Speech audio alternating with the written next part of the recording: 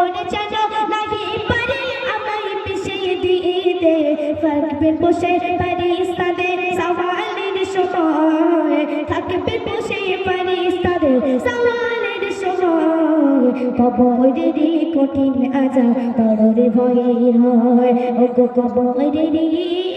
কঠিন আযাব বড়রে ভয়ের হয় কেমন ভালোবাসে নবী আম্মা খাদিজা কেমন ভালোবাসে নবী আম্মা খাদিজা যে ভালোবাসায় খুশি হতেন আল্লাহ দয়াময় যে ভালোবাসায় খুশি হতেন আল্লাহ দয়াময় এবার দেখেন শেষ হলো বলছে হ্যাঁ আমার স্বামী দিনের পয়গম্বর আপনার কাছে আমি কিছু চাই না শুধু আমার আপনার কাছে তিনটে আবদার তিনটে শর্ত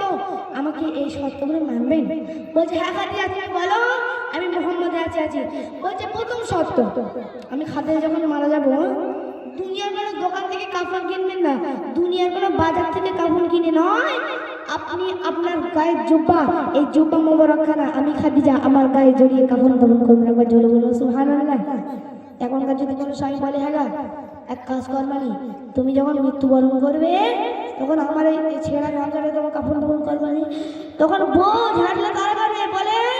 এখন তোমার মৃত্যু চিনতে এসে দাঁড়াও হচ্ছে তুমি হ্যাঁ একটু কথা বলো আমাদের খাদিজা বলছে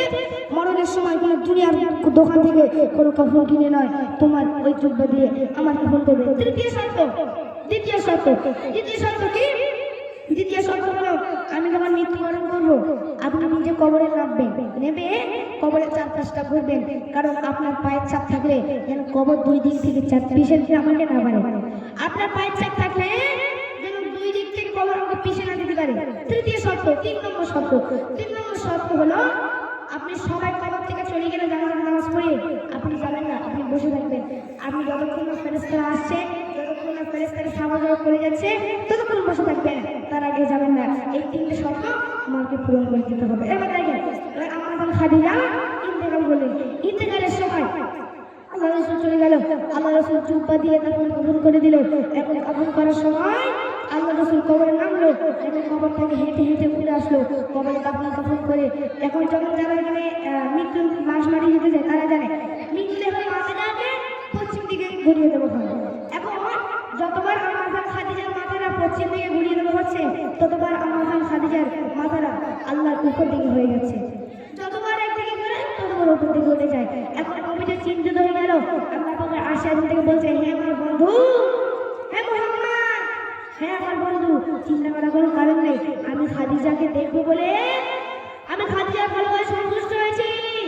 আমার খাদিজার দিনের পথে অনেক কাজ করেছে ওই জন্য আমি খাদিজার প্রতি সন্তুষ্ট হয়েছি ওই জন্য আমি আল্লাহ চাই যেন খাদিজা সারাদিন উপর মানে করতে বলবে আমি আল্লাহ যেন আশীর্বাদ থেকে আমার খাদিজার মুখটা দেখতে পাই তাই না কত ভালোবাসতো সে সন্তান করেছিলেন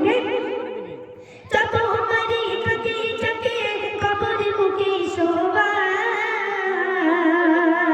তত পারে আসমানে নয় দিতে চাই ঘুরে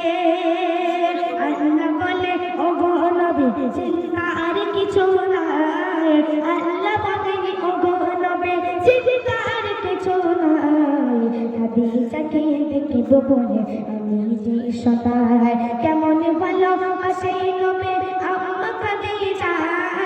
কেমন ভালোবাসে নবী আম্মা খাদিজা